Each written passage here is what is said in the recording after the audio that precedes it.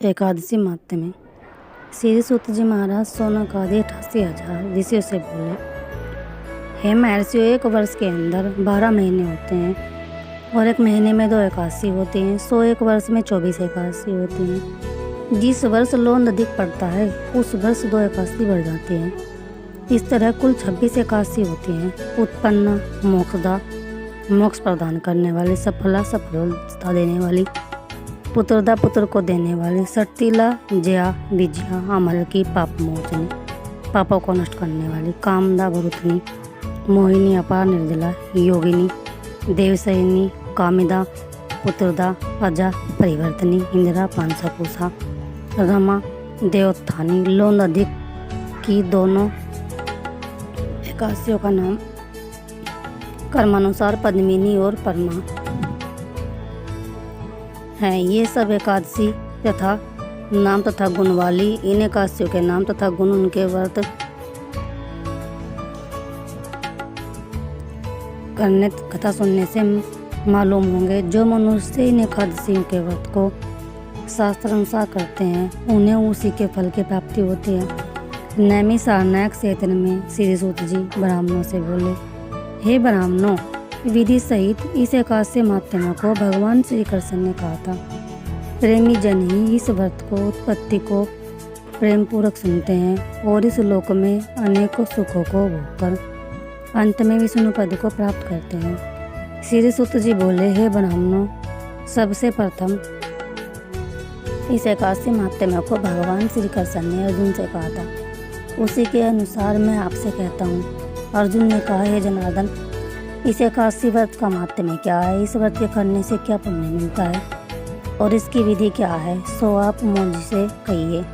ऐसा सुनकर श्री भगवान ने कहा, हे अर्जुन, सबसे पहले हेमंत ऋतु में मार्गशीर्ष महीने में कृष्ण पक्ष की एकादशी का व्रत करना चाहिए। दशमी की शाम को दातुन करना चाहिए और रात को भोजन नहीं करना चाहिए। एकादशी को सुबह संकल्प नियम के अनुसार कार्य करना चाहिए। दोपहर में संकल्प पूर्वक नदी, सरोवर, बावड़ी, कुआं आदि में से किसी में स्नान करना चाहिए। स्नान करने के पहले शरीर पर मिट्टी का चंदन लगाना चाहिए। चंदन लगाने का मंत्र इस प्रकार है, अश्वक्रांते, रथक्रांते, विष्णुक्रांते, वसुंधरे, उद्धृतापि बराहेन कृष्णेन सतबाहुना, मर्ति है हर में पापम यन्मया पूर्व संचितम, तव याहतेन पापेन गच्छामि परमागतिम। व्रत करने वाले को स्नान करने के पश्चात पापी, चोर, पाखंडी, दूसरे की बुराई करने वाला, परस्त्रीगमन करने वाला, दुराचारी, दूसरे के धन को चुराने वाला, मंदिरों में चोरी करने वाला, इन सब मनुष्यों से बात नहीं करनी चाहिए। यदि अनजाने में इनसे बात हो जाए तो इस पाप को दूर करने के लिए नारायण के दर्शन, सूर्य नारायण के दर्शन करने चाहिए। स्नान के बाद धूप दीप नैवेद्य से भगवान का पूजन करना चाहिए। रात को दीप दान करना चाहिए। ये सत्कर्म भक्ति पूर्वक करने चाहिए। उस रात को नींद और स्त्री प्रसंग को त्याग देना चाहिए। एकादशी के दिन तथा रात्रि को भजन, सत्संग आदि कर्मों में व्यतीत करनी चाहिए। उस दिन श्रद्धा पूर्वक ब्राह्मणों को दक्षिणा देनी चाहिए और उनसे अपनी गलतियों की क्षमा मांगनी चाहिए। धार्मिक जनों को शुक्ल और कृष्ण पक्ष की दोनों एकादशियों को एक सा समझना चाहिए। उनमें भेद मानना उचित नहीं है। ऊपर लिखी विधि के अनुसार जो मनुष्य एकादशी का व्रत करते हैं उनको शंखोद्वार, तीर्थ में स्नान एवं दर्शन करने से जो पुण्य मिलता है वह एकादशी व्रत के पुण्य के 16 भाग के बराबर नहीं है।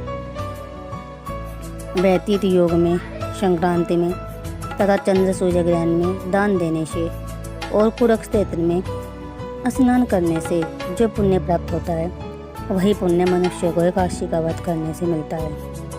अश्वमेध यज्ञ करने से जो पुण्य प्राप्त होता है उससे 100 गुना पुण्य एकादशी के उपवास करने से मिलता है। 1000 तपस्वियों को 60 वर्ष तक भोजन कराने से जो फल प्राप्त मिलता है वह फल इस एकादशी का व्रत करने से प्राप्त होता है।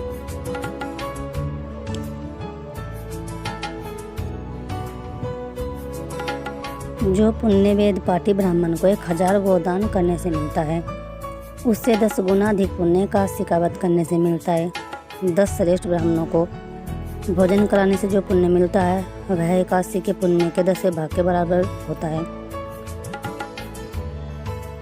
10 उत्तम ब्राह्मणों को भोजन कराने से जो पुण्य मिलता है उतना ही पुण्य एक ब्रह्मचारी को भोजन कराने से होता है। इस पुण्य से 1000 गुना पुण्य कन्या और भूमिदान करने से प्राप्त होता है।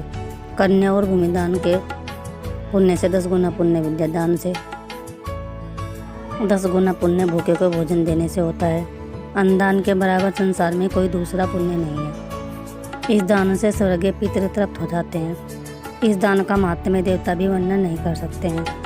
निर्जल व्रत करने का आधा फल एक बार भोजन करने के बराबर होता है। उपरोक्त कोई सा एक व्रत जरूर करना चाहिए। एकादशी का व्रत करने पर ही यज्ञ, दान, तप आदि मिलते हैं, अन्यथा नहीं। अतः एकादशी का व्रत वैसे करना चाहिए। इस व्रत में शंख में जल नहीं पीना चाहिए। मछली, सुअर तथा अन्य एकादशी के व्रत में वर्जित है। एकादशी व्रत का फल 1000 यज्ञों से अधिक है। ऐसा सुनकर अर्जुन ने कहा, हे भगवान, आपने इस एकादशी के पुण्य को अनेक तीर्थों के पुण्य से श्रेष्ठ तथा पवित्र क्यों बतलाया?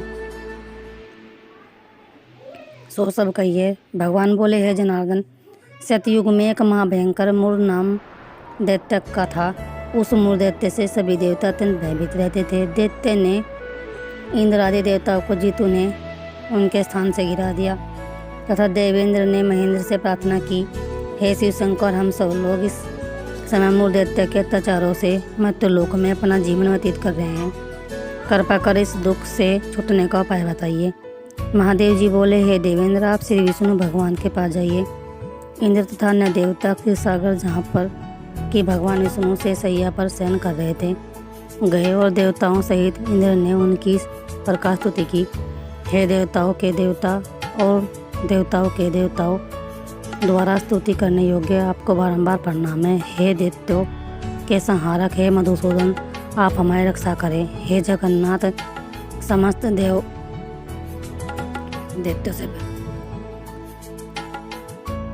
दैत्यों से भयभीत होकर आपके शरण में आए हैं। आप ही संसार के कारक और कर्ता हैं, सबके माता पिता हैं, जगत की उत्पत्ति, पालन और संहार करता तथा देवताओं की सहायता करने वाले और शांति प्रदान करने वाले हैं। आकाश पाताल ही हैं, आप ही हैं। तीनों लोकों को उत्पन्न करने वाले ब्रह्मा, सूर्य, चंद्र, अग्नि, हव्य, स्मरण, मंत्र, यजमान, यज्ञ, कर्मकर्ता, भोगता आदि आप ही हैं। हे देव, शरण में आए हुए की आप ही रक्षा करने वाले हैं। इस समय दैत्यों ने हमें स्वर्ग से निकाल दिया है, अब आप हमारी रक्षा कीजिए। देवताओं द्वारा करुणवाणी को सुनकर श्री विष्णु भगवान बोले, हे देवताओं, वह कौन सा दैत्य है जिसने देवताओं को जीत लिया है? कहाँ रहता है तथा उसमें कैसा बल है? यह सब मुझसे कहो। भगवान के वचनों को सुनकर इंद्र बोला, हे भगवान, प्राचीन समय में नाड़ी जंग नाम का एक दैत्य था। उस दैत्य की ब्रह्म मनुष्य से उत्पत्ति हुई थी। उसी दैत्य के लड़के का नाम मूर है। वह अपनी राजधानी चंद्रावती में, जिसने अपने बल से समस्त विश्व को जीत और सब देवताओं को देवलोक से निकालकर इंद्र, अग्नि, यम, वरुण, चंद्रमा, सूर्य बनकर पृथ्वी को तपाता है, मेघ बनकर जल की वर्षा करता है। अतः आप उस दैत्य को मारकर देवताओं की जीत कराओ। इंद्र के वचन सुनकर श्री विष्णु भगवान बोले, हे देवताओं, मैं तुम्हारे शत्रुओं का शीघ्र संहार करूँगा। अब सब चंद्रावती नगरी को जाइए। इस प्रकार भगवान विष्णु देवताओं से कहकर उनके पीछे पीछे चंद्रावती नगरी को चल दिए। उस समय मूर अनेक दैत्यों के साथ युद्ध भूमि में गरज रहा था। युद्ध होने पर असंख्य दानव अनेकों शस्त्रों को धारण कर देवताओं से युद्ध करने लगे, परंतु देवता दानवों के आगे एक अक्षण भी न ठहर सके। तब भगवान भी युद्ध भूमि में आ गए। भगवान विष्णु को देखा तो उन पर शस्त्रों का प्रहार करने लगे। भगवान भी चक्र और गदा से उनके शस्त्रों को नष्ट करने लगे। इस युद्ध में अनेकों दानव सदैव के लिए सो गए, परंतु दैत्यों का राजा मूर भगवान के साथ निश्चल भाव से युद्ध करता रहा। भगवान विष्णु मूर को मारने के लिए जिन जिन शस्त्रों का प्रयोग करते वे सब उसके तेज से नष्ट होकर उस पर पुष्पों के समान गिरने लगे। वह आपस में मल्लयुद्ध करने लगे, परंतु उस दैत्य को न जीत सके। अंत में भगवान विष्णु शांत होकर विश्राम करने की इच्छा से बद्रिकाश्रम गए। उस समय 48 कोस लंबी एक द्वार वाली हेमवती नाम की गुफा में शयन करने के लिए भगवान घुसे। हे अर्जुन, अतः मैंने उस गुफा में शयन किया। वह दैत्य भी वहाँ आया, मुझको शयन करता देख मारने को तैयार होगा। उसी समय मेरी देह से एक अत्यंत सुंदर कन्या दिव्य अस्त्र धारण करके उत्पन्न हुई और दैत्य के सामने आकर युद्ध करने लगी। वह दैत्य इस कन्या से लगातार युद्ध करता रहा। कुछ समय बीतने पर इस कन्या ने क्रोध में आकर उस दैत्य के अस्त्र शस्त्रों के टुकड़े टुकड़े कर दिए,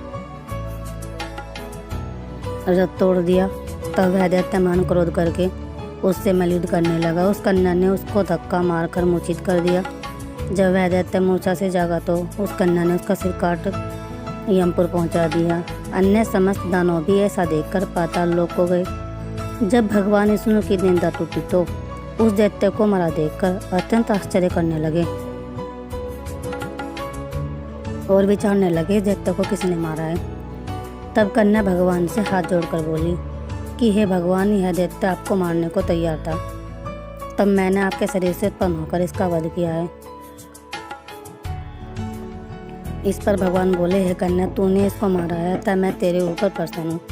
तूने तीनों लोकों के देवताओं को सुखी किया है, इसलिए तू अपनी इच्छानुसार वरदान मांग। कन्या बोली, हे भगवान, मुझे यह वरदान दीजिए कि जो मेरा व्रत करे उसके समस्त पाप नष्ट हों और अंत में स्वर्ग को जाए। मेरे व्रत का आधा फल रात्रि को मिले और उससे आधा फल एक समय भोजन करने वाले को मिले। जो मनुष्य भक्तिपूर्वक मेरे व्रत को करे वह निश्चय ही आपके लोक को प्राप्त करे। कृपया मुझे ऐसा ही वरदान दीजिए। जो मनुष्य मेरे दिन तथा रात्रि को एक बार भोजन करे वे धन धान्य से भरपूर रहे। इस पर भगवान विष्णु उस कन्या से बोले, हे कल्याणी, ऐसा ही होगा। मेरे और तेरे भक्त एक ही होंगे और अंत में संसार प्रसिद्धि को प्राप्त होकर मेरे लोक को प्राप्त करेंगे। हे कन्या, एकादशी को पैदा होने से तेरा नाम भी एकादशी हुआ। जो मनुष्य तेरे इस दिन का व्रत करेंगे उनके समस्त पाप नष्ट हो जाएंगे और अंत में मुक्ति को प्राप्त करेंगे। तू मेरे लिए अब तीज, आठे, नौमी और 14 से भी अधिक प्रिय है। तेरे व्रत का फल सब तीर्थों के फल से महान होगा। यह मेरा कथन सत्य है। ऐसे कहकर भगवान उसी स्थान पर अंतर्ध्यान हो गए। एकादशी भी भगवान के उत्तम वचनों को सुनकर अत्यंत प्रसन्न हुई। हे अर्जुन, सब तीर्थों, दानों, व्रतों के फल से एकादशी का फल सर्वश्रेष्ठ है। मैं एकादशी व्रत करने वाले मनुष्यों के शत्रुओं को, विघ्नों को नष्ट कर देता हूँ और उन्हें मुक्त दिलाता हूँ। अर्जुन, यहाँ मैंने तुमसे एकादशी की उत्पत्ति के बारे में व्रत बतलाया है। एकादशी पापों को नष्ट करने वाली और सिद्धि को देने वाली है।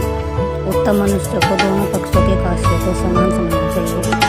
उनमें भेदभाव मानना उचित नहीं है। जो पुरुष विष्णु भक्त है उनको धन्य है। जो मनुष्य एकादशी महात्म्यों को सौना पठन करते हैं उनको समय यज्ञ का फल मिलता है। जो मनुष्य भक्तिपूर्वक कथा सुनते हैं वे विष्णु लोक को जाते हैं और करोड़ों वर्षों तक उनकी उस जगह पूजा होती है। जो एकादशी महात्म्य के चौथाई भाग को सुनते हैं उनके ब्रह्म हत्या आदि के महान पाप नष्ट हो जाते हैं। विष्णु धर्म के समान संसार में कोई दूसरा धर्म नहीं है और एकादशी व्रत के बराबर कोई भी दूसरा व्रत नहीं है।